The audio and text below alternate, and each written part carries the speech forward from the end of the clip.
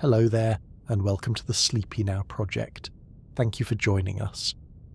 Tonight, we turn our gaze outward to the vast and silent tapestry of the cosmos as we explore the great human endeavour to find life beyond our world. As we begin this journey to the stars, we have a small request. If you find a sense of peace in our stories, a quiet like on the video, or a subscription to the channel is a wonderful, silent way to show your support. It helps our calm community grow, and for that we are always deeply grateful. We would also love to hear from you in the comments below, as your feedback is a guiding star for us. We have a question for you tonight. If humanity had the choice, do you believe we should actively send messages out into the void, or should we simply continue to listen? There is no right answer, of course, and we would be fascinated to read your thoughts. Please also let us know in the comments what documentary you would like to see next. Your suggestions help us craft the stories you want to hear. For now, though, find a comfortable position, close your eyes if you wish, and let our story begin.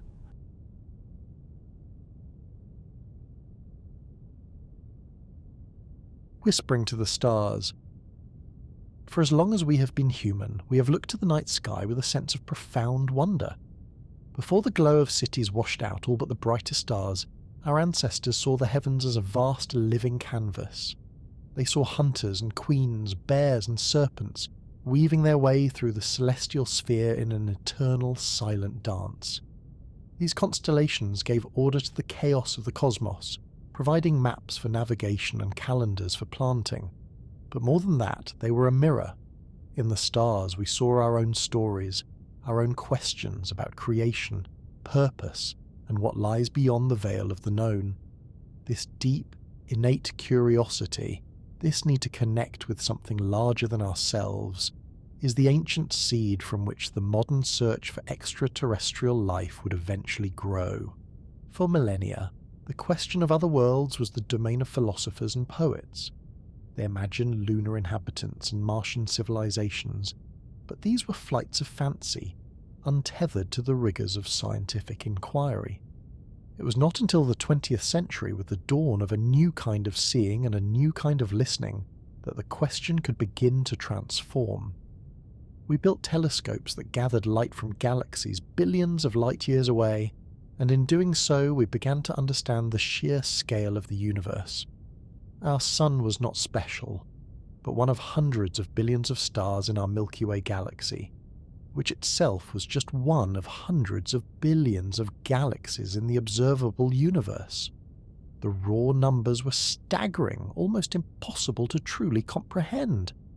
And with each new discovery, the old question returned with greater force. In all of this immensity, could we truly be alone? The turning point, the moment when the philosophical question became a scientific hypothesis, arrived in the autumn of 1959. It did not come from a grand observatory or a government pronouncement, but from the pages of a scientific journal, Nature.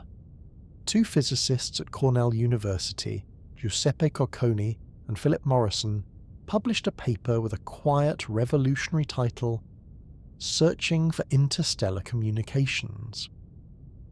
Their logic was elegant and breathtakingly simple. They reasoned that if other intelligent civilizations exist, and if they wished to make contact, they would likely choose a method that was efficient and could cross the vast distances between stars. Their candidate was radio waves. But which frequency? The radio spectrum is immense.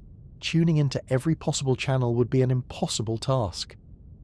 Cocconi and Morrison proposed a beautifully logical answer.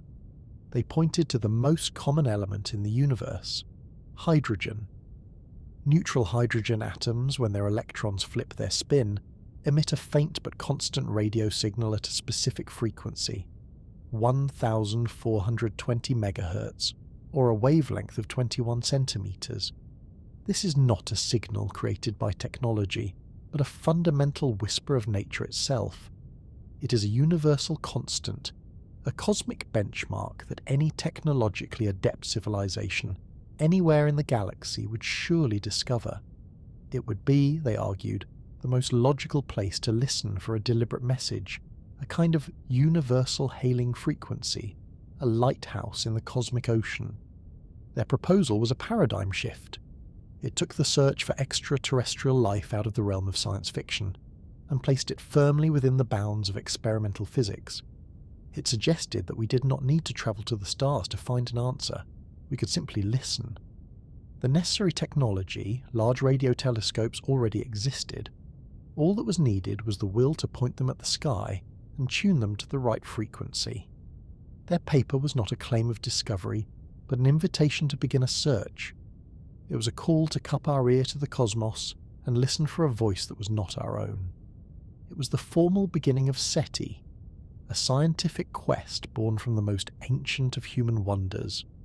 The silence of the universe was no longer a given. It was now a puzzle to be investigated, a grand, quiet experiment waiting to be conducted. And so, with this new framework for listening, we can let our own attention drift, joining the quiet and patient search. In the wake of Cocconi and Morrison's paper, the idea of a scientific search for extraterrestrial intelligence began to gain traction. The question was no longer if we should listen, but how we should organise our thoughts around such a monumental undertaking. In 1961, a young radio astronomer named Frank Drake was preparing for the first formal SETI conference at the Green Bank Observatory in West Virginia. To structure the meeting's agenda, he sought a way to break down the enormous question, "Are we alone?" into a series of smaller, more manageable problems. On a notepad, he sketched out a string of variables, a chain of probabilities that, when multiplied together, would yield an estimate for the number of detectable civilizations in our galaxy. This simple formulation would become one of the most famous and thought-provoking tools in science, the Drake equation. It is important to understand that the Drake equation was never meant to produce a precise, definitive answer. Its true power lies not in its solution, but in its structure. It is a roadmap for our ignorance, a guide that tells us what we need to learn about the universe to approach the ultimate question. It organizes our curiosity. Let us walk through its terms one by one with the same gentle patience as the search itself. The equation begins with R star, R asterisk, the average rate of star formation in our galaxy. This is the first link in the chain, the raw material from which everything else must spring. Thanks to modern astronomy, this is one of the better understood terms. By observing our own Milky Way and other galaxies, astronomers have a reasonably good estimate for this number, suggesting that a handful of new stars are born in our galaxy each year. Next comes FP, the fraction of those stars that have planets. When Drake first wrote the equation, this was a complete unknown. We'd only ever seen the planets in our own solar system, but in the decades since, thanks to missions like the Kepler Space Telescope, we have discovered that planets are not the exception, but the rule. It seems that the vast majority of stars have planetary systems of some kind. This once speculative number is now believed to be very close to 1. The third term is NE, the average number of planets that can potentially support life for each star that has planets. This is where we first encounter a significant degree of uncertainty. This term is closely tied to the concept of the habitable zone, the orbital region where a planet could have liquid water on its surface. We will explore this idea more deeply later on, but for now it asks us to consider how many worlds in a given system might be just right. Not too hot, not too cold. Is it one? Is it more? Our own solar system offers several potential candidates if we include worlds with subsurface oceans. From here the uncertainties deepen and we move from astronomy into the realm of biology. The fourth term is FL, the fraction of those suitable planets on which life actually arises. Is the leap from non-living chemistry to a living organism a common, almost inevitable event given the right conditions? Or is it an astronomical fluke, a chemical miracle of such rarity that it has happened only once, here on Earth? We have only one data point, our own world, so any answer is pure speculation. Assuming life does arise, the fifth term, FIFE, asks what fraction of that life goes on to develop intelligence. On Earth, life has existed for nearly 4 billion years, but intelligent life, in the sense of a species capable of interstellar communication, has existed for only a tiny fraction of that time, a mere cosmic instant. Is intelligence a common evolutionary outcome, a useful survival strategy that appears again and again? Or is our own brand of analytical consciousness a rare and perhaps even unstable evolutionary path? Next is FC, the fraction of intelligent species that develop technology that is detectable from space. This could be radio broadcasts, powerful lasers, or even large-scale engineering projects. It is one thing to be intelligent, but another entirely to become a technological civilization whose presence ripples out into the cosmos. Would all intelligent species follow this path, or might some find fulfillment in philosophy, art, or a quiet existence in harmony with their world, never shouting their presence into the void? Finally, we arrive at the last and perhaps most poignant term, L. This is the length of time, in years, that a civilization remains detectable. This variable encompasses everything from a civilization's stability to its technological choices. Do they destroy themselves through war or environmental collapse? Do they simply grow quiet, moving beyond noisy technologies like radio to more subtle forms of communication we cannot yet detect? Or do they achieve a form of technological immortality, broadcasting for millions of years? This final term forces us to reflect on our own longevity and the challenges we face as a young technological species.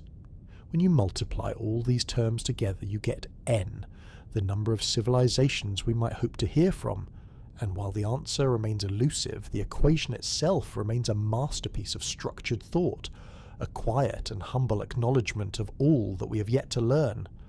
The equation leaves us not with an answer, but with a profound sense of perspective, a quiet space in which to ponder the great silence.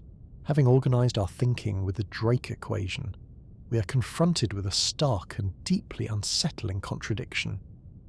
When you plug even moderately conservative numbers into the equation, the result often suggests that our galaxy should be teeming with civilizations. If stars are numerous, planets are common, and life is a reasonably probable outcome, then the Milky Way should be a bustling metropolis of societies, some ancient and far more advanced than our own.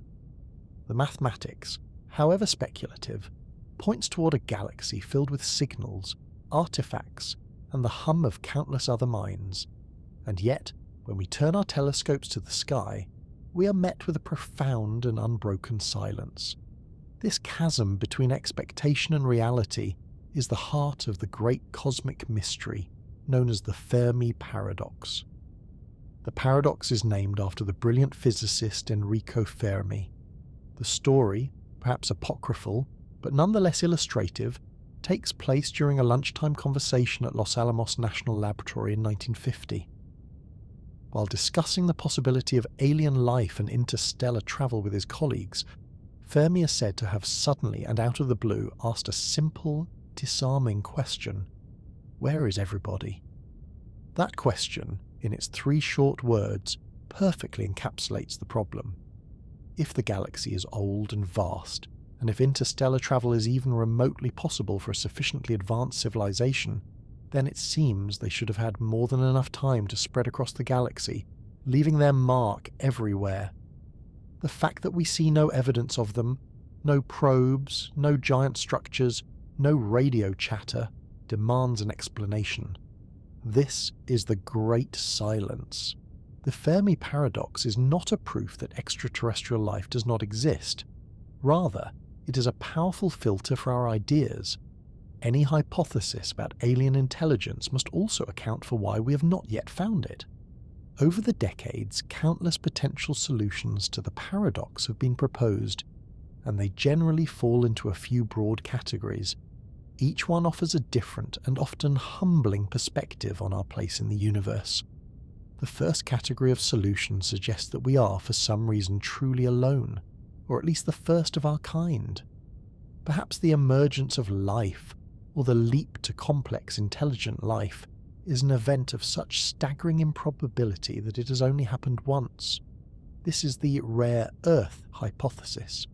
It posits that the conditions that allowed for our evolution, a stable star, a large moon to stabilize our axis, plate tectonics, a magnetic field, the precise mix of elements, are the result of an exceedingly long and lucky cosmic lottery.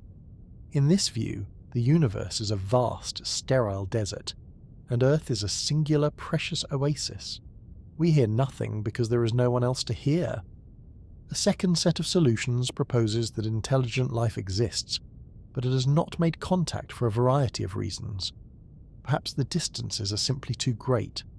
The galaxy is immense, and even travelling at the speed of light, a round-trip conversation with our nearest stellar neighbours would take years. It could be that civilizations are like isolated islands in a vast uncrossable ocean, or perhaps they are broadcasting, but we are listening in the wrong way. Maybe they use a form of communication we cannot yet comprehend, like modulated neutrinos or gravitational waves. It's as if we are trying to listen to a fibre optic cable with a pair of tin cans and a string. The signals are there, but our technology is too primitive to perceive them. This category also includes more sociological or philosophical ideas. Perhaps advanced civilizations, upon reaching a certain level of maturity, inevitably turn inward, exploring virtual realities or their own consciousness rather than the cold physical universe. Or maybe they are aware of us, but they deliberately choose not to interfere, adhering to a kind of prime directive to let young civilizations like ours develop on their own. We might be living in a cosmic wilderness preserve, observed but untouched. A darker version of this idea is the deadly predator, or dark forest hypothesis, which suggests that the galaxy is a dangerous place. The wisest course for any civilization is to remain as quiet as possible, because to announce your presence is to invite your own destruction by a more advanced and hostile power. In this scenario, the silence is not empty, it is the sound of everyone hiding. Finally, a third category suggests that we are simply too early. The universe itself is still young, and life may have only recently begun to get a foothold.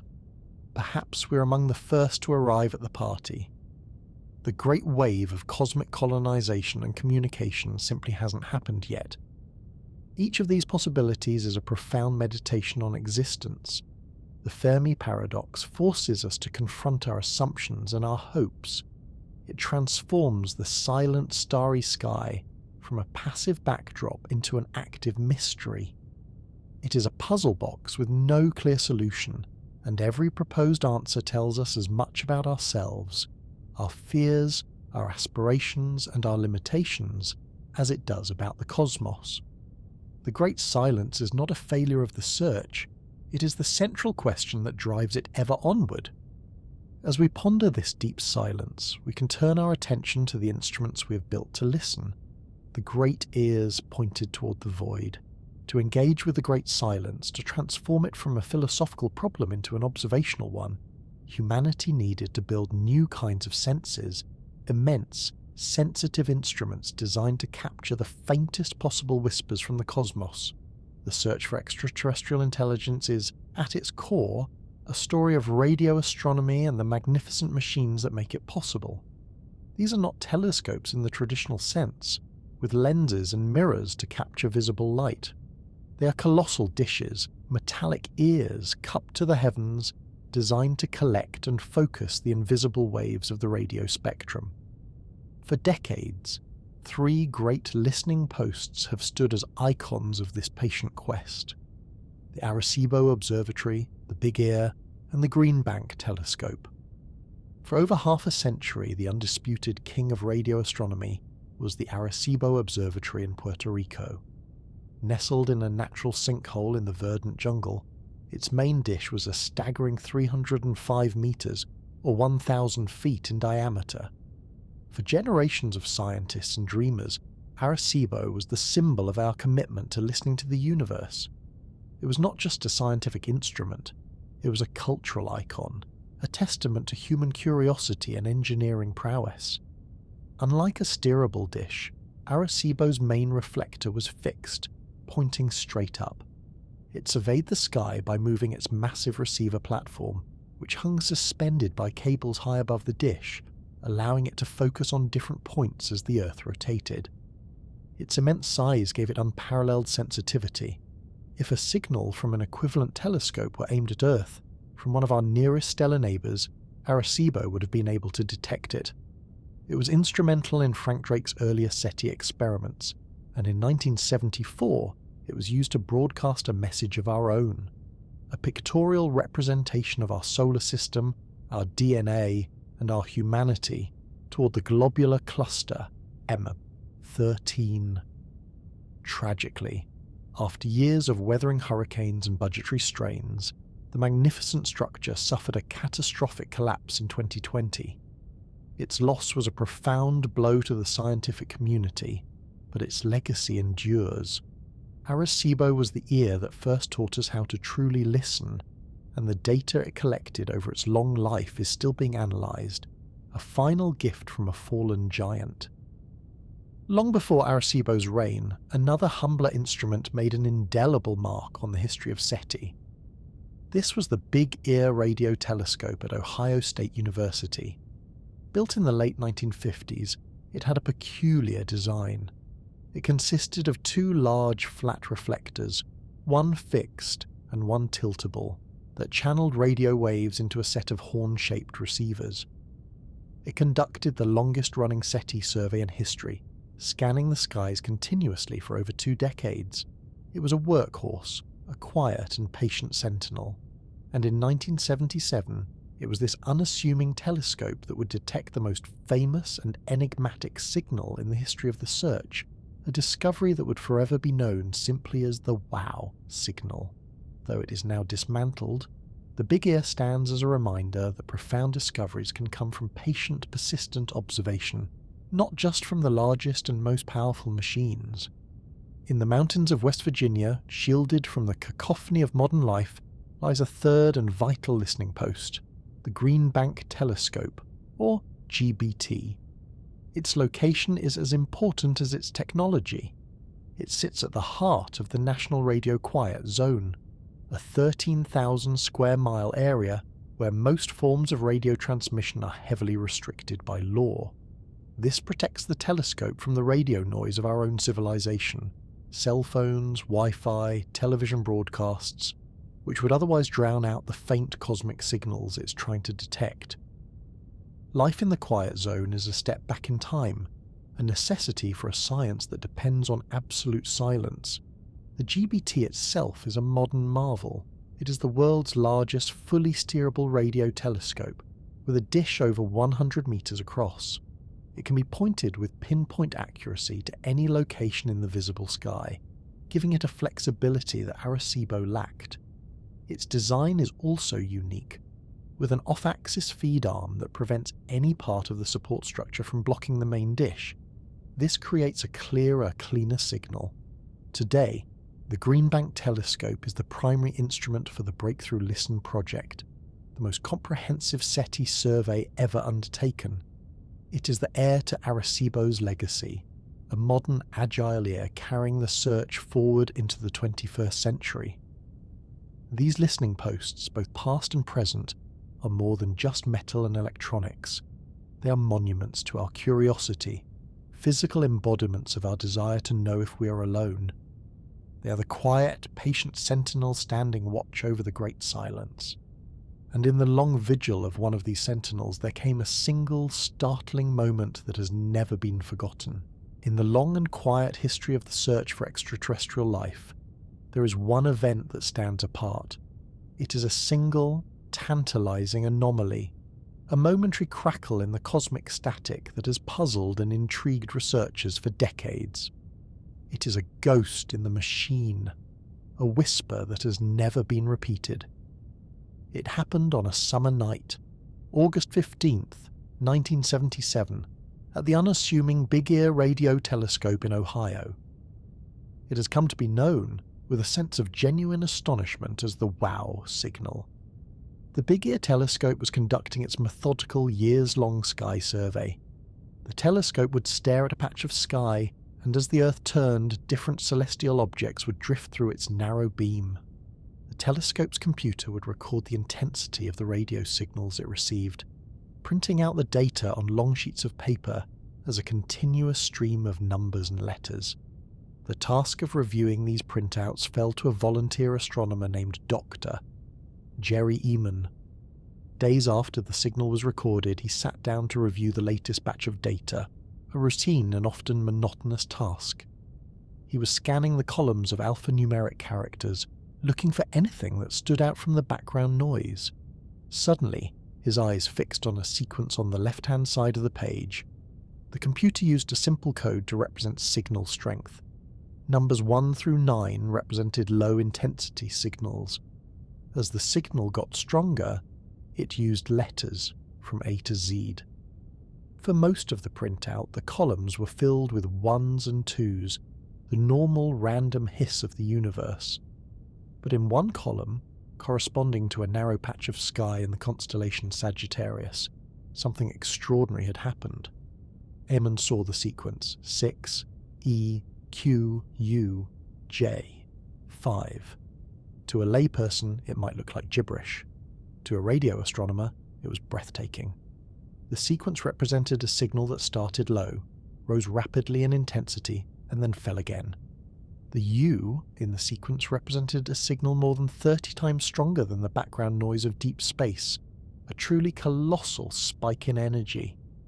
The pattern of rising and falling intensity perfectly matched the profile of a distant point-like source drifting through the telescope's beam over a period of 72 seconds.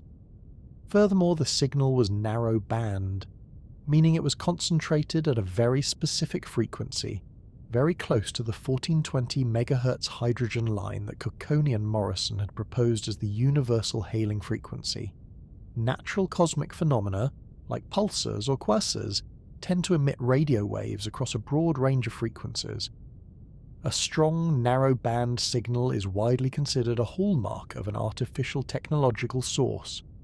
Eamon was so stunned by what he saw that he grabbed a red pen, circled the sequence 6EQUJ5 on the printout, and in the margin he wrote a single spontaneous word: "Wow." The name stuck, a perfect encapsulation of the raw, unadulterated shock of the discovery.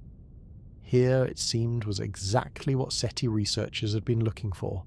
It was a powerful, intelligent-seeming signal coming from deep space, from a region where there were no known planets or stars. The excitement, however, was immediately followed by a profound and lasting frustration. The team at Big Ear, and later astronomers around the world using more powerful telescopes, immediately trained their instruments on that same patch of sky, hoping to hear the signal again. But there was nothing. They listened for days, weeks, months, and then years. In the decades since, that region of the constellation Sagittarius has been one of the most intensely scrutinized parts of the heavens. It has been scanned hundreds of times. The signal has never returned. The silence has led to a host of proposed explanations. Could it have been a signal from a secret military satellite, or a reflection of a terrestrial broadcast off a piece of space debris? These have been investigated and largely ruled out, as the signal did not appear to match any known human-made source, and had the distinct characteristics of a distant origin. Could it have been a rare, undiscovered natural phenomenon, perhaps a pair of comets emitting a hydrogen cloud? This theory has also been proposed, but it does not fully account for the signal's focus strength and brief appearance. And so, the wow signal remains an unsolved mystery. It could have been the SETI equivalent of a ship's horn heard once through a thick fog, a momentary transmission from a civilization we happen to overhear for just 72 seconds. Or it could have been a chance alignment of natural events, a one-in-a-billion cosmic fluke. We may never know for sure. The circled letters on that old computer printout stand as a monument to both the profound hope and the deep frustration of the search. It is the single loudest whisper the universe has ever given us, followed by an even deeper, more confounding silence. The mystery of that silent frequency encourages us to look for other kinds of messages, written not just in radio, but in light itself. For decades, the search for extraterrestrial intelligence was almost entirely synonymous with radio astronomy.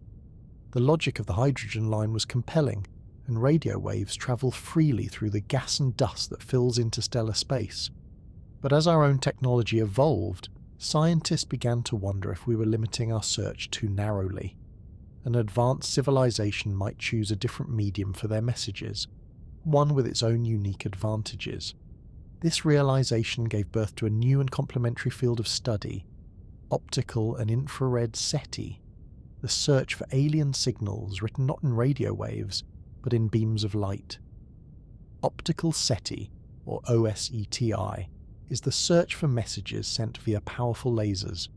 The idea is that while radio is excellent for broadcasting a signal in all directions, like a lighthouse, a laser is perfect for sending a focused, targeted message from one point to another, like a spotlight. For a civilization that knows where it wants to send a message, perhaps to a promising-looking star system like our own, a laser is vastly more energy efficient. A brief, powerful pulse of laser light could, for a fraction of a second, outshine the light of its parent star. Such a flash would be an unmistakable sign of technology, a deliberate and artificial beacon against the steady glow of a sun. The challenge, of course, is that these flashes would be incredibly brief, lasting perhaps only a billionth of a second. To catch such a fleeting signal, you need specialized detectors that can monitor a star's light with incredible speed, looking for momentary spikes in brightness. OSETI projects, often run at observatories like Lick and Oak Ridge, use dedicated telescopes equipped with photometers that can record these nanosecond flashes. Unlike radio SETI, which often piggybacks on telescopes doing other astronomical research, optical searches are highly specialized. The search is a patient one, a vigil kept over thousands of stars, waiting for a flicker of light that breaks the natural rhythm of the cosmos. The messages themselves could be simple beacons, a series of flashes in a mathematical pattern, like a cosmic Morse code using prime numbers to prove their artificial origin. Or they could be much more complex, carrying vast amounts of information encoded in the light itself, similar to how we use fiber optic cables to transmit data on Earth. The great advantage of light is its information-carrying capacity, which is thousands of times greater than that of radio waves. A laser message could transmit an entire encyclopedia of knowledge in the time a radio signal sends a simple hello. Beyond searching for deliberate messages, we can also look for the indirect evidence of technology in other parts of the light spectrum, specifically in the infrared. This is the search for waste heat, the unavoidable byproduct of any large-scale energy consumption. The concept was famously articulated by the physicist Freeman Dyson. He imagined that a truly advanced civilization, one needing to harness the entire energy output of its star, might construct a massive shell or a swarm of orbiting collectors around it. This megastructure, now known as a Dyson sphere or Dyson swarm, would block the star's visible light. But according to the laws of thermodynamics, the energy it collected would have to be radiated away as heat, causing the structure to glow brightly in infrared light. Therefore, one way to search for such a colossal engineering project is to look for objects in the sky that are unusually bright in the infrared but dim in visible light. This is a powerful form of technosignature hunting. We're not looking for a message, we are looking for the passive evidence of industry and engineering on a galactic scale. Surveys using infrared telescopes like the WISE satellite have scanned the skies for these heat signatures, checking hundreds of millions of objects. In 2015, this search gained popular attention with the discovery of a star known as KIC 84628552, or Tabby's star. This star exhibited bizarre and extreme dips in its brightness, far too large and irregular to be caused by a transiting planet. For a time, the idea of a partially constructed Dyson swarm was floated as a serious, if highly speculative, explanation. While subsequent research has pointed toward a more natural, though still mysterious cause, likely a vast cloud of cosmic dust, the episode was a valuable exercise. It showed us what a potential technosignature might look like, and demonstrated that the scientific community was willing to seriously investigate such anomalies. Optical and infrared SETI have broadened our perspective, reminding us that a conversation with the cosmos might begin not with a sound, but with a flicker of light, or the faint residual warmth of a civilization far beyond our own. As we search for these signs of technology, we must first build a catalogue of the worlds where such technology might arise. For most of human history, the question of whether other stars had planets was a matter of pure speculation. Our own solar system, with its familiar family of worlds, was the only one we knew. We had no way of knowing if it was a common blueprint or a cosmic anomaly. The search for extraterrestrial life, therefore, was built on a foundation of hopeful assumption. All of this changed dramatically at the end of the 20th century. The discovery of the first exoplanet, a planet orbiting a star other than our Sun, in 1995 opened the floodgates. We had, for the first time, proof that other solar systems exist. This discovery ignited a revolution in astronomy, transforming the study of exoplanets from a fringe science into one of its most exciting frontiers. The task was now to go from finding one to finding them all. The instrument that truly revolutionized our understanding was a space telescope launched by NASA in 2009, with a single, profound mission: to determine how common Earth-like planets are in our corner of the galaxy. Its name was Kepler.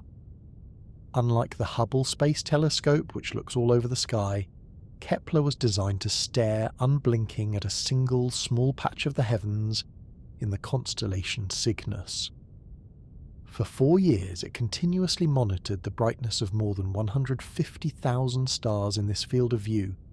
It was looking for a telltale sign of a planet, a tiny periodic dip in a star's light, caused by a planet passing in front of it from our perspective.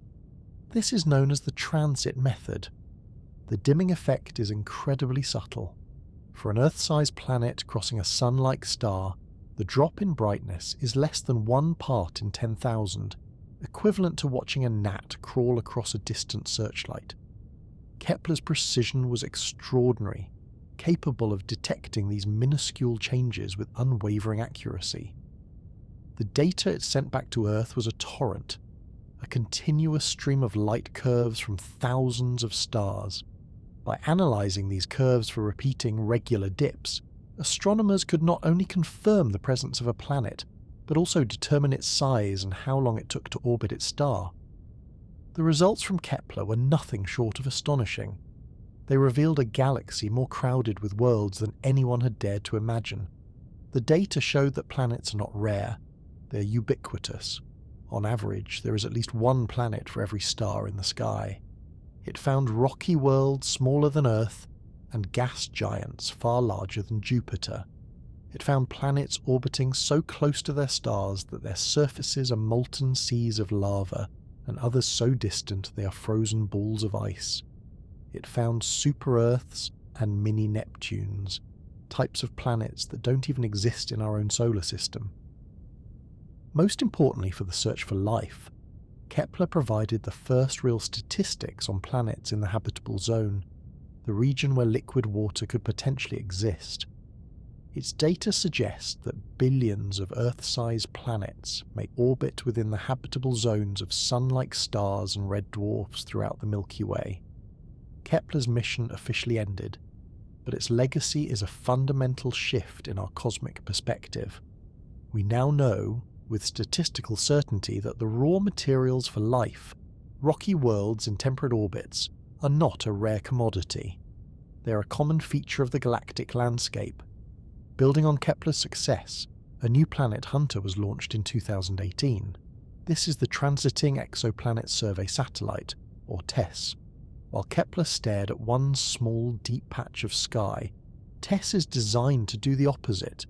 It is methodically scanning nearly the entire sky, sector by sector, looking for transiting planets around the closest and brightest stars to our own solar system.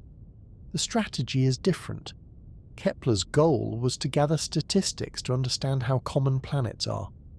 TESS's goal is to find the most interesting nearby planets, creating a catalogue of prime targets for future, more powerful telescopes to study in detail. TESS has already discovered thousands of new candidate worlds.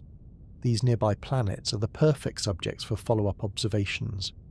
Telescopes like the James Webb Space Telescope can analyse the light passing through their atmospheres, searching for the chemical fingerprints of gases like water vapour, methane, or oxygen.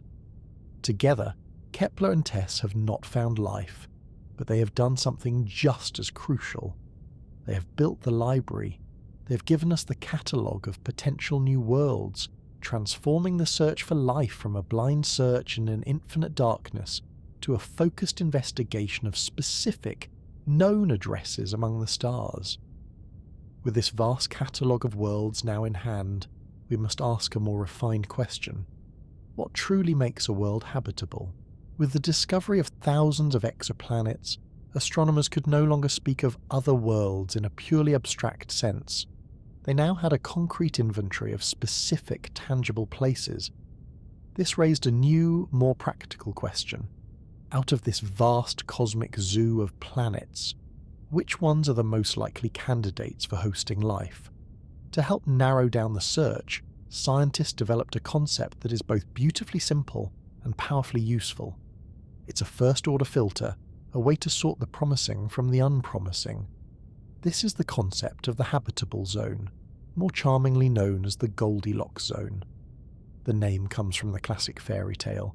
Just as Goldilocks sought the porridge that was not too hot and not too cold, a planet in the habitable zone orbits its star at a distance that is just right for liquid water to exist on its surface.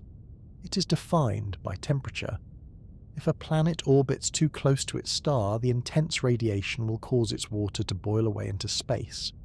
If it orbits too far, its water will freeze into a permanent global ice sheet.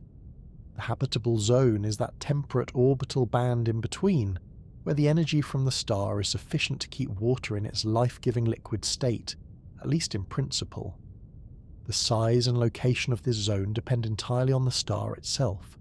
A hot, bright blue giant star has a habitable zone that is very wide and very far out. Conversely, a small dim red dwarf star has a habitable zone that is much narrower and huddled very close to the star. Our own Earth, of course, sits comfortably within our Sun's habitable zone. Mars lies just on the outer edge, which helps explain its cold, frozen past, while Venus is on the inner edge, a cautionary tale of a runaway greenhouse effect that boiled its oceans long ago. The Goldilocks zone has been an incredibly effective tool for planetary scientists. When a new exoplanet is discovered, one of the first things astronomers calculate is whether its orbit falls within its star's habitable zone. Planets like those in the TRAPPIST-1 system, a set of 7 Earth-sized worlds orbiting a nearby red dwarf, generated immense excitement precisely because several of them appeared to lie within this temperate region. The concept gives us a place to start, a way to prioritise which of the thousands of newly discovered worlds deserve a closer look with our most powerful telescopes. However, as our understanding of planetary science has grown more sophisticated, we have also come to appreciate the limits of the Goldilocks concept. It is a vital starting point, but it is not the final word on habitability. A planet's surface temperature is not just a function of its distance from its star, it is also critically dependent on its atmosphere. A planet with a thick, insulating atmosphere might be able to maintain liquid water even if it's quite far from its star. Conversely, a planet with no atmosphere at all could be frozen solid even if it's in the middle of the habitable zone. The concept doesn't account for the planet's atmospheric pressure, its composition, or the presence of powerful greenhouse gases. Furthermore, the classic habitable zone is defined by the potential for liquid water on the surface. But as we'll see, some of the most exciting potential homes for life in our own solar system are not planets, but icy moons. Worlds like Jupiter's moon Europa or Saturn's moon Enceladus are far outside the Sun's habitable zone, yet they are thought to harbour vast liquid water oceans beneath their frozen shells. This water is not kept liquid by the sun, but by the internal heat generated by the immense gravitational pull of their parent planets. This has led scientists to broaden their thinking, to consider a subsurface habitable zone, where life could thrive in the dark, warm depths, entirely independent of starlight. These limitations have led some scientists to propose the idea of superhabitable worlds. These would be planets that are even better suited for life than Earth.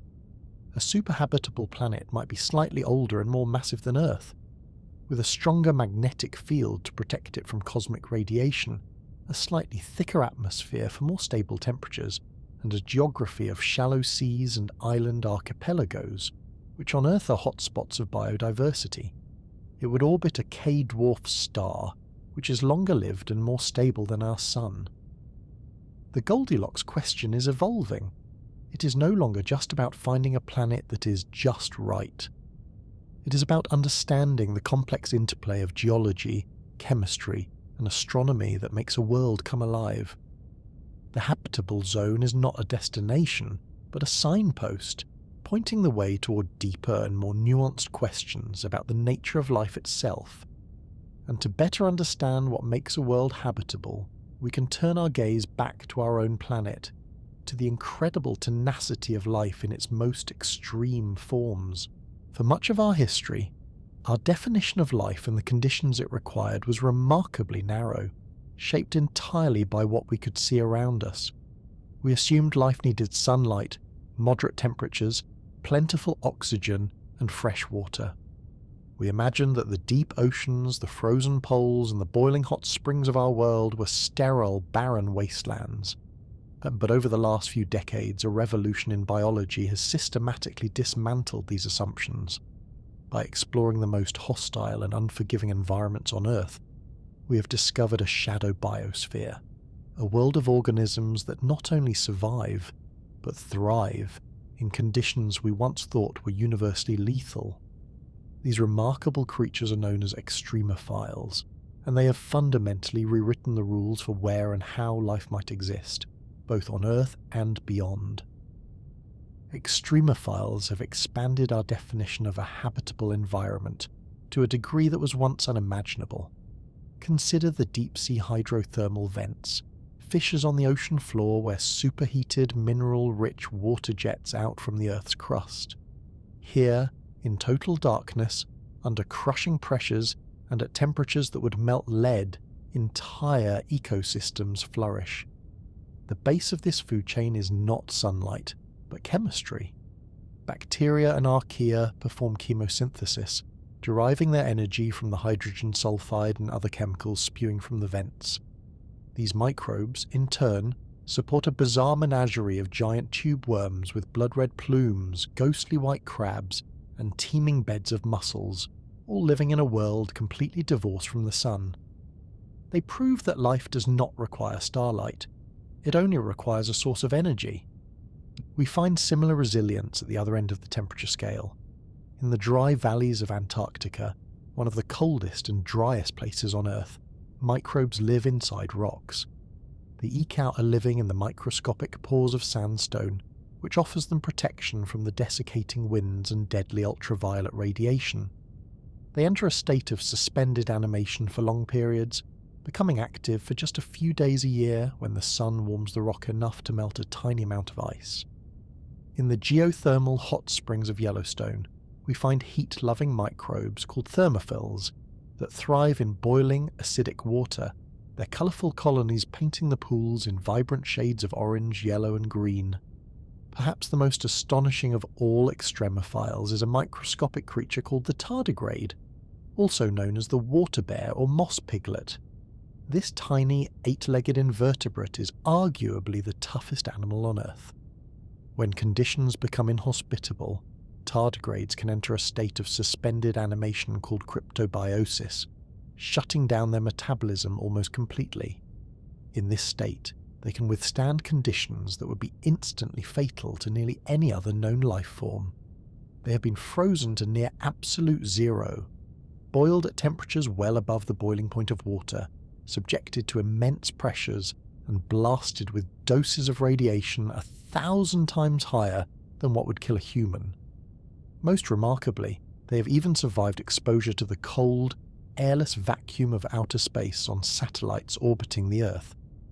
The discovery of extremophiles has had a profound impact on the search for extraterrestrial life, a field known as astrobiology. They serve as a powerful proof of concept. They show us that our Earth-centric biases about the requirements for life are just that, biases.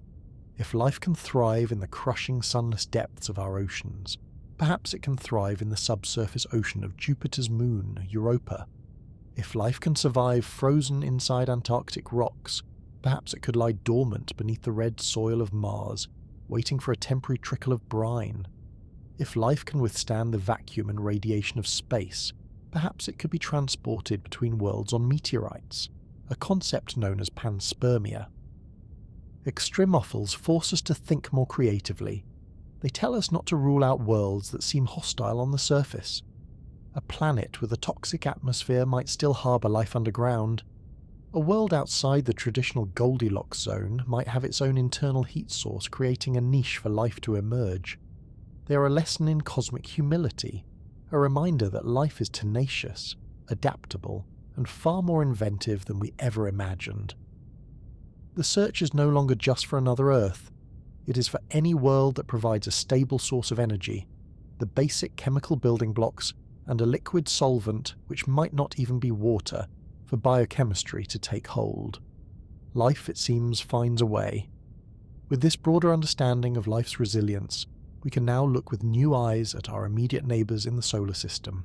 Armed with the knowledge that life can exist in the most extreme environments, the search for our cosmic companions naturally begins with the worlds closest to home, our planetary neighbours, Mars and Venus. For centuries they have been fixtures in our speculative fiction, imagined as homes for advanced civilizations. Today, the search is not for little green men, but for something far more plausible, and, in its own way, just as profound: the chemical fingerprints of past or present microbial life. Our neighbours, though inhospitable today, tell stories of dramatically different pasts, offering tantalizing clues that they may not have always been so barren. Mars, the red planet, has long been the primary focus of our astrobiological curiosity. Today it is a cold, dry desert with a thin atmosphere, blasted by solar radiation. But the evidence, gathered over decades by orbiters, landers and rovers, is unequivocal. Mars was not always this way. Billions of years ago, it was a warmer, wetter world. We see the clear geological imprints of this watery past etched into its surface. Rovers like Curiosity and Perseverance have driven through the fossilized remnants of ancient river deltas, explored the sedimentary layers of what were once vast lake beds, and analyzed rocks that could only have formed in the presence of liquid water. The central question, then, is whether life arose on Mars during this early, more hospitable era. If it did, could its descendants still be clinging to existence today?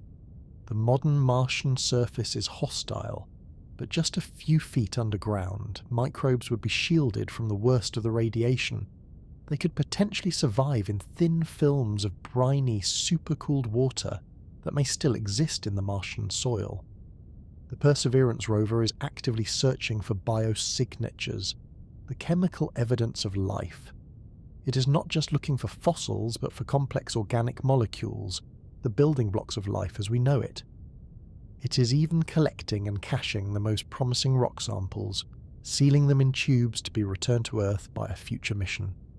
The analysis of these samples in our most advanced labs on Earth could finally provide a definitive answer to whether life ever took hold on Mars. Finding even the simplest fossilized microbe on Mars would be one of the most significant discoveries in human history. It would prove that life is not a unique miracle of Earth, but a cosmic phenomenon that can arise on any suitable world. While Mars speaks of a lost paradise, our other neighbour, Venus, presents a different kind of puzzle. Venus is a true vision of hell, with a surface temperature hot enough to melt lead, and a crushing atmospheric pressure 90 times that of Earth's. Its clouds are made not of water, but of sulfuric acid. On the face of it, it seems like the last place one would ever look for life. However, about 30 miles up in the Venusian atmosphere, conditions are surprisingly clement. The temperature and pressure are similar to those on the surface of Earth. Could life exist there, floating in the clouds? This seemingly fantastical idea gained a surge of attention in 2020 with the announcement of a stunning discovery. An international team of astronomers, using telescopes on Earth, detected the chemical signature of a gas called phosphine in the temperate cloud deck of Venus. On Earth, phosphine is almost exclusively associated with biological processes. It is produced by microbes that live in oxygen-poor environments like swamps or the guts of animals. It is very difficult to produce through known geological or chemical processes, especially in the amounts detected. The discovery was electrifying. It was not proof of life, but it was a potential biosignature, an anomalous chemical that was difficult to explain without invoking a biological origin. The announcement was met with both excitement and intense scientific skepticism. Subsequent studies have been debated fiercely. Some have failed to redetect the phosphine, while others have suggested that it could be the result of a data processing error or an unknown form of volcanism. The Venusian phosphine story is a perfect example of the scientific process in action. It is a story of bold claims requiring extraordinary evidence and of the rigorous, painstaking work required to vet a potentially revolutionary discovery. Whether the phosphine proves to be a sign of life or not, the controversy has reinvigorated our interest in Venus. It has forced us to consider the possibility of life in one of the most unlikely places in our solar system, reminding us that in the search for life, we must keep an open mind and be prepared for surprises. The echoes from Mars and the whispers from Venus tell us that the story of life in our solar system may yet have unread chapters. Beyond these rocky inner worlds, the search now leads us to the dark, frozen realms of the outer solar system and the hidden oceans they may contain. For a long time, the search for life in our solar system was focused on the rocky terrestrial planets. The frigid, gas-dominated outer reaches were considered a biological wasteland, but a series of daring robotic missions from Voyager to Cassini to Galileo have completely upended this view. They reveal that some of the most compelling targets for astrobiology are not planets at all, but the moons orbiting the gas giants Jupiter and Saturn. These are the ocean worlds, celestial bodies that are thought to harbour vast globe-spanning oceans of liquid water, not on their surfaces, but hidden deep beneath thick shells of ice. These discoveries have shifted our focus, opening up a new and exciting frontier in the search for life. The quintessential ocean world is Europa, one of Jupiter's 4 large Galilean moons. On the surface, Europa is a brilliant white ball of ice, crisscrossed by a network of reddish-brown cracks and ridges, resembling a fractured eggshell. Its surface temperature is a frigid -260 degrees Fahrenheit, but multiple lines of evidence from spacecraft observations suggest that this icy crust, perhaps 10 to 15 miles thick, is merely a lid on top of a vast saltwater ocean.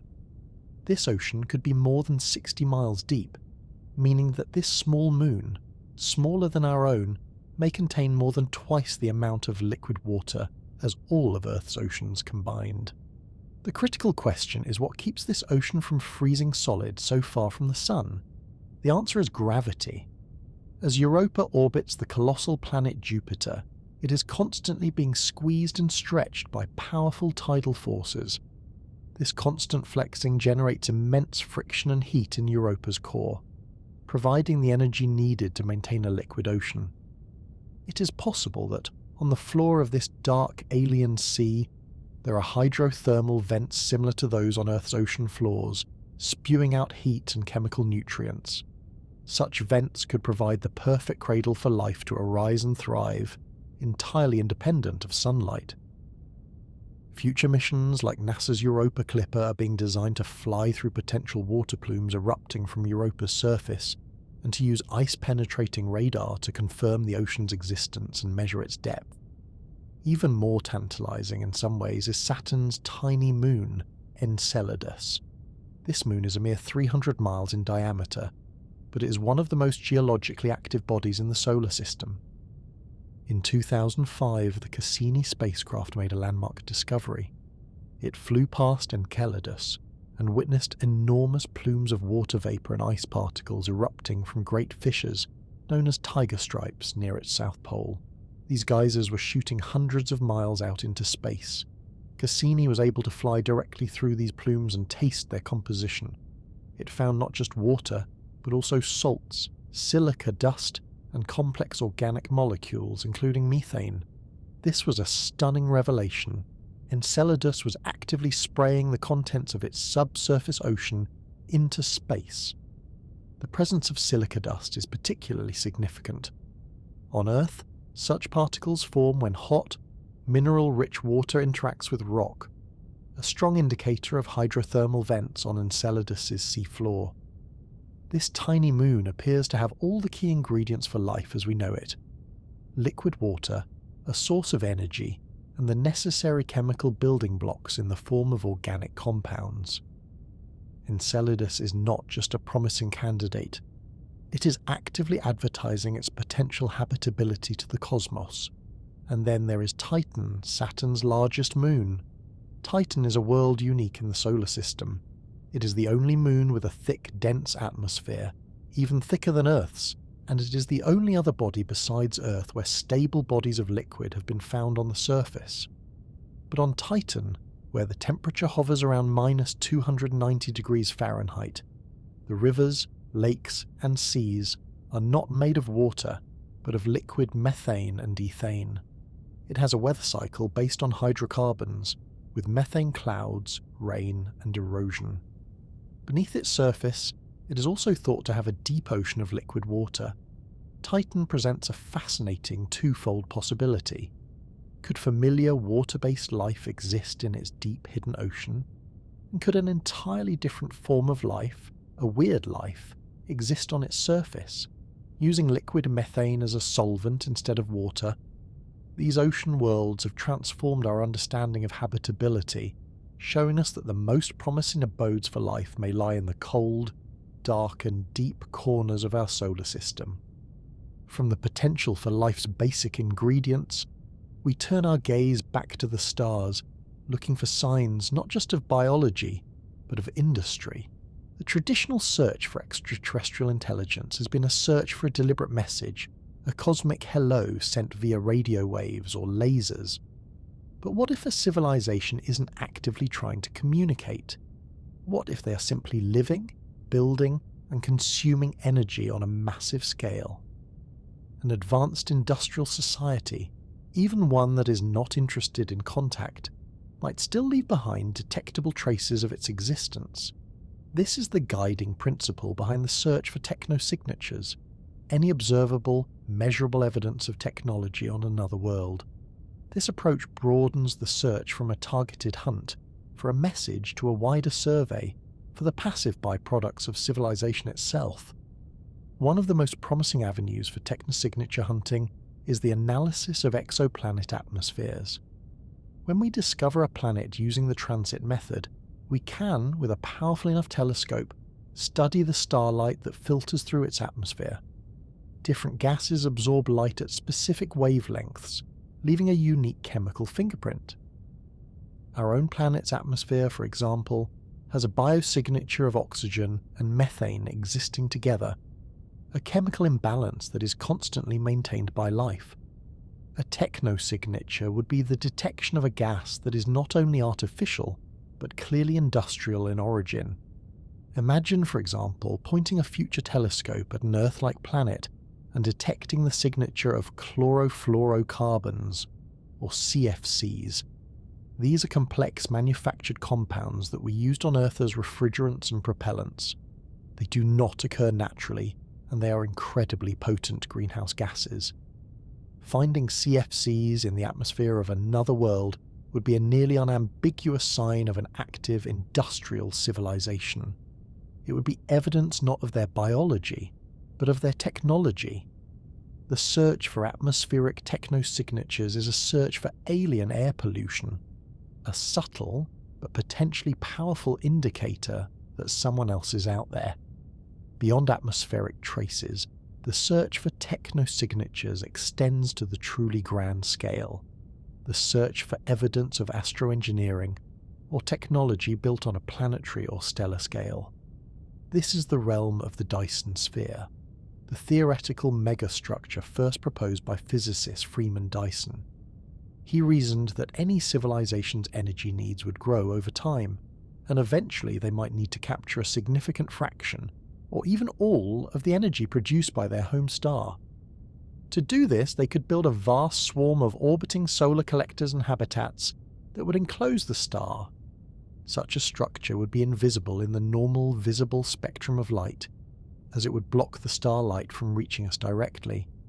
However, the laws of thermodynamics dictate that the energy absorbed by the swarm must be radiated away as waste heat.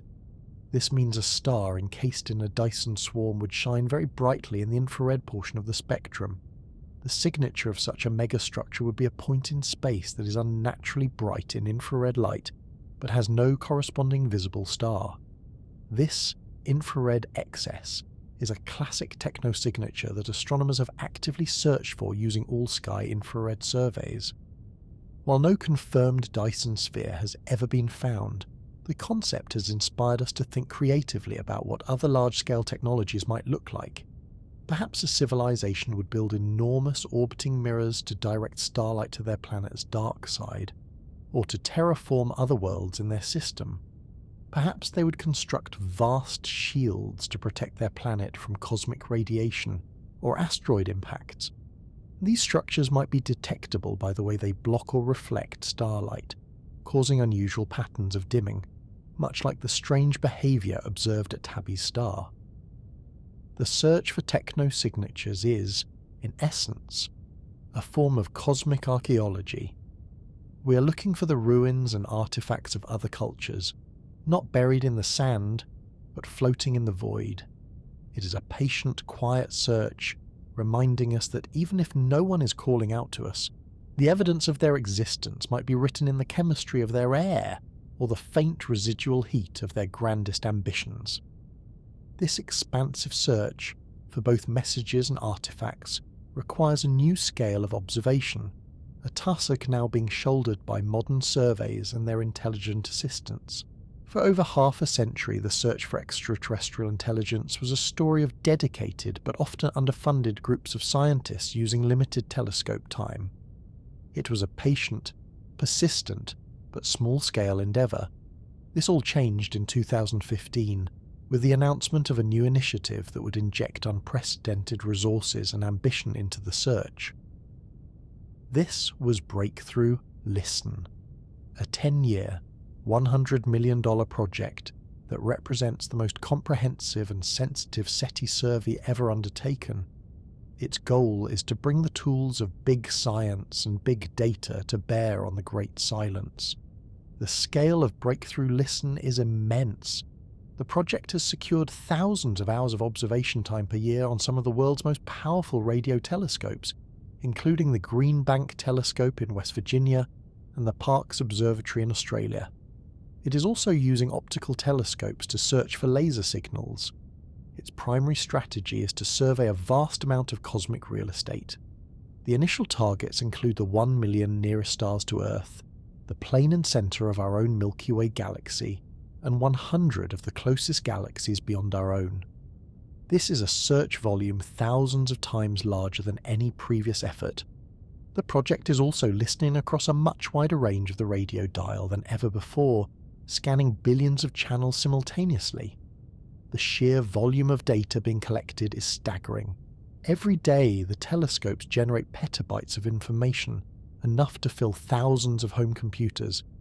This torrent of data is far too vast for any team of humans to sift through manually. Finding a single, faint, artificial signal within this cosmic haystack of natural noise and human-generated interference is an enormous computational challenge. And this is where a new and powerful partner enters the story: artificial intelligence. The traditional approach to analysing SETI data was to look for specific, predefined types of signals, for instance, a simple, continuous, narrow-band tone. This approach is effective, but it relies on us knowing what to look for. It assumes an alien signal will look a certain way. Artificial intelligence, and specifically machine learning, offers a new and more powerful approach. Instead of telling the computer what to find, we can train it to find anything that is anomalous. Anything that doesn't look like the natural background hiss or our own familiar Earth-based interference. Machine learning algorithms can be trained on vast datasets of known signals, from pulsars, from quasars, from our own satellites and cell phones. The AI learns to recognize the normal. Then, it can be set loose on the new data from Breakthrough Listen, tasked with flagging any signal that deviates from this learned baseline. This allows for the discovery of new or complex signal types that human researchers might not have even thought to look for. Perhaps a message isn't a simple tone, but a complex sweeping frequency, or a series of pulses with an intricate pattern.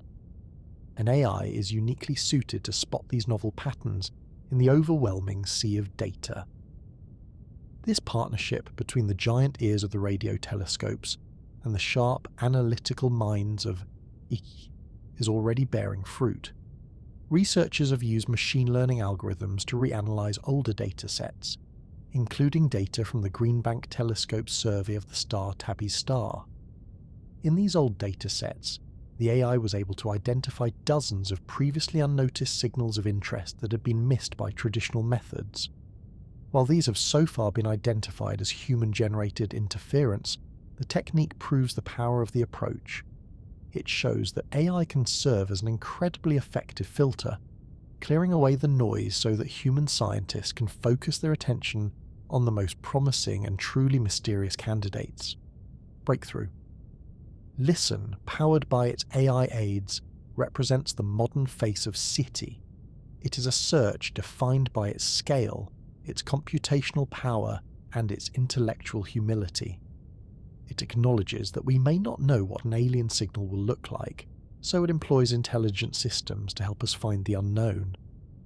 It is a quiet, methodical, and data-driven vigil, a new generation of listening that is more patient, more powerful, and more prepared for a surprise than ever before.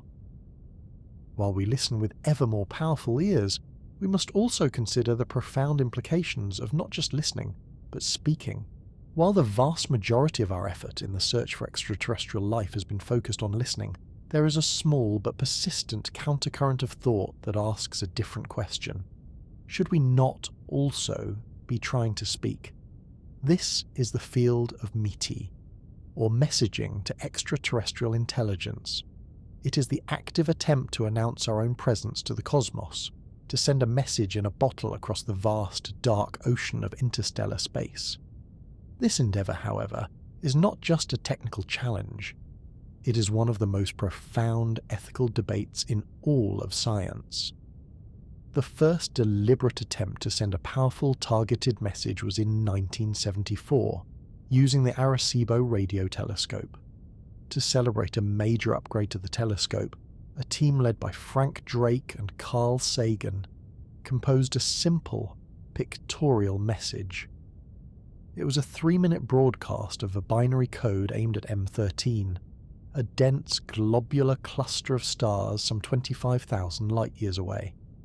The message, when decoded, would form a simple infographic depicting the numbers 1 to 10, the atomic numbers of the key elements for life, the structure of our DNA, a simple figure of a human, and a map of our solar system.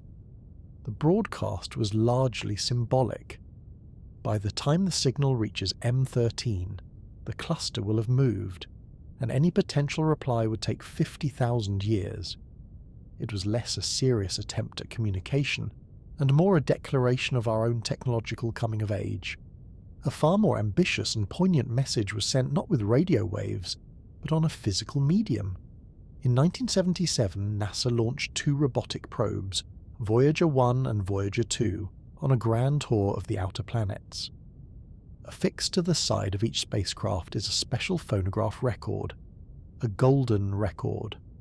This was Carl Sagan's brainchild, an attempt to create a time capsule of Earth, a greeting to any civilization that might one day encounter these silent wandering emissaries. The records are made of gold-plated copper, designed to last for 1 billion years or more in the void of space. The contents of the golden records are a moving and beautiful portrait of our world. They contain 115 images, encoded in analog form, showing scenes of nature, of human anatomy and culture, and of our science. There are spoken greetings in 55 different languages, beginning with Akkadian, spoken in ancient Sumer 6,000 years ago, and ending with modern Chinese dialects. There is a collection of the sounds of Earth, from the cry of a baby to the sound of wind and rain to the roar of a train. And there is a 90-minute selection of music, a diverse tapestry that includes Bach, Beethoven, Chuck Berry, and traditional music from around the globe. The Voyager probes have now left our solar system and are drifting through interstellar space. They are a quiet, poetic testament to our hope and our humanity, a message in a bottle with no specific destination, sent on a journey that will last for eons. These acts of messaging, however, have sparked a deep and serious debate. Is it wise to actively advertise our existence to the galaxy? On one side of the argument are those who believe that METI is a moral imperative. They argue that if every civilization simply listened, the cosmos would remain forever silent. Someone must be brave enough to speak first, to break the ice. They see it as an act of cosmic altruism, sharing our existence and our knowledge with others. They believe that any civilization advanced enough to receive our message and travel to us would likely be peaceful and mature, having overcome the self-destructive tendencies that plague young species like our own. On the other side are those who urge caution. They point to the dark forest hypothesis, a solution to the Fermi Paradox that suggests the galaxy is a dangerous place. In this view, broadcasting our location is like shouting in a dark forest full of hidden predators. We know nothing about what other intelligences might be like. Why risk attracting the attention of a potentially hostile or colonial power? They argue that our own history is filled with examples of technologically advanced cultures, overwhelming and destroying less advanced ones. To send a message without a global consensus, they argue, is a reckless gamble with the future of all humanity. This debate has no easy answer.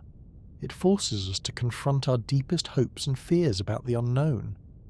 It asks us whether we see the universe as a potential community waiting to be joined, or a dark and silent wilderness where it is safest to remain hidden. This great debate, and the search itself, will soon be inherited by a new generation of instruments with new eyes and ears to scan the heavens. The story of the search for extraterrestrial life has always been intertwined with the story of our technology. Each new generation of telescopes has allowed us to see farther, to listen more sensitively, and to ask more sophisticated questions. As we look to the future, a new wave of instruments is on the horizon, promising to revolutionize the search once again. These are not just incremental improvements, they represent quantum leaps in our capabilities, and they may bring us closer than ever to answering the ultimate question. Tomorrow's listeners will have tools at their disposal that today's scientists can only dream of. In the realm of radio SETI, the most exciting development is the Square Kilometre Array, or SKA. This is not a single telescope, but a continent-spanning network of thousands of smaller antennas linked together by fibre optics to function as one colossal instrument. The SKA is being built in two primary locations, the deserts of Western Australia and the Karoo region of South Africa. These are some of the most remote and radio-quiet places on Earth, far from the interference of human civilization. When it is fully operational, the SKA will have a combined collecting area of 1 square kilometre, making it 50 times more sensitive than any existing radio telescope. For SETI, the implications are staggering. The SKA will be able to survey the sky thousands of times faster than current projects like Breakthrough Listen. It will be sensitive enough to detect an airport radar from a civilization orbiting one of the tens of thousands of nearest stars. It could detect the faint, unintentional leakage of radio and television broadcasts, not just powerful, deliberate beacons. The SKA will cast the widest and deepest net ever, listening for any sign of technology across an unprecedented volume of space. It will be the ultimate listening post, a global collaboration to conduct a search on a truly galactic scale. While the SKA listens, a new generation of space-based telescopes will be looking. The incredible success of the James Webb Space Telescope has shown us the power of analysing the atmospheres of exoplanets.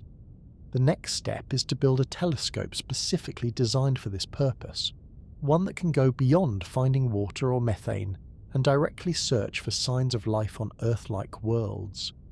One of the leading concepts for such a mission is a powerful observatory provisionally named the Habitable Worlds Observatory. Its primary goal would be to directly image dozens of potentially Earth-like planets around nearby Sun-like stars and to analyse their atmospheres for biosignatures. Such a telescope would be able to split the faint light of an exoplanet into a spectrum, allowing scientists to search for the telltale signs of oxygen, ozone, methane and water vapour all in the same atmosphere. Finding a combination of these gases, particularly oxygen and methane together, would be a powerful indicator of a living, breathing biosphere.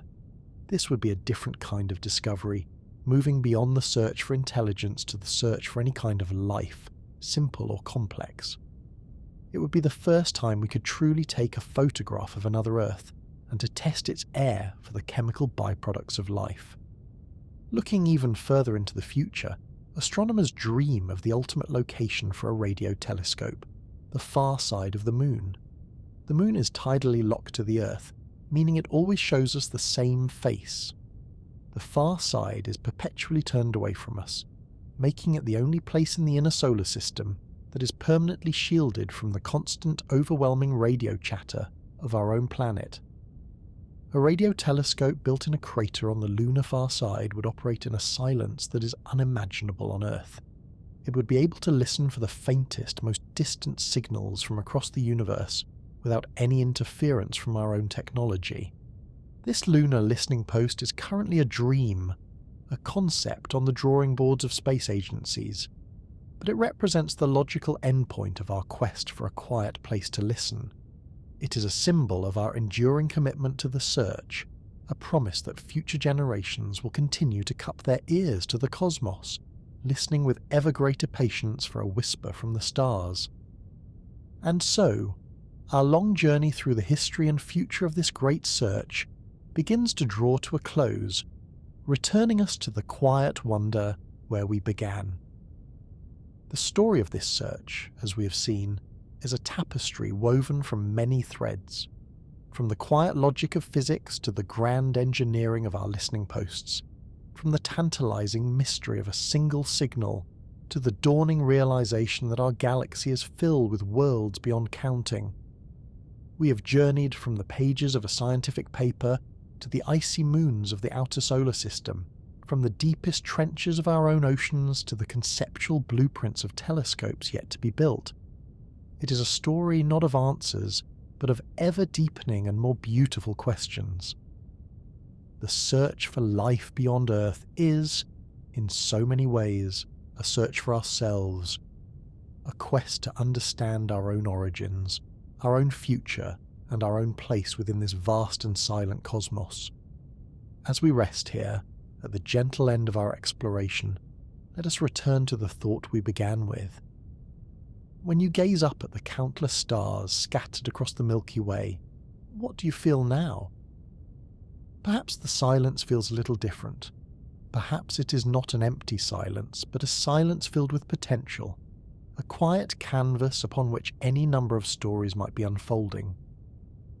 The search for extraterrestrial life teaches us a profound kind of patience. It is an endeavour that may not yield results in a single lifetime, or even in many generations. It is a gift we give to the future, a long and hopeful vigil we keep on behalf of all who will come after us.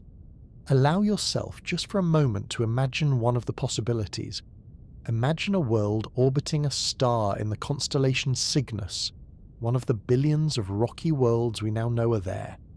Imagine a world with oceans of its own, with continents shaped by time, with clouds drifting through a gentle alien sky. Perhaps on that world life took a different path. Perhaps it never left the oceans, and its most intelligent beings swim through the dark, silent depths, communicating not with radio, but with light. Or perhaps it is a world of forests, where life is tied to the rhythms of its own strange trees, where intelligence is collective and botanical. The possibilities are as limitless as our own capacity for wonder. To contemplate them is to stretch our own minds, to see our own world not as the centre of everything, but as one beautiful, precious example of what the universe can create. If this quiet journey tonight has brought you a measure of peace, I hope you will join us again for another episode of the Sleepy Now Project. Your presence here is what makes this small endeavour possible, and now there is nothing left to do. There are no more facts to learn, no more concepts to grasp. There is only the gentle, rhythmic tide of your own breathing. Allow our story to dissolve into the background, its details fading like starlight at dawn. Let your mind be as vast and as quiet as the night sky itself. Let go of the day and let go of your thoughts. You are here, you are safe, and it is time to rest. Sleep well, and may your dreams wander among the stars.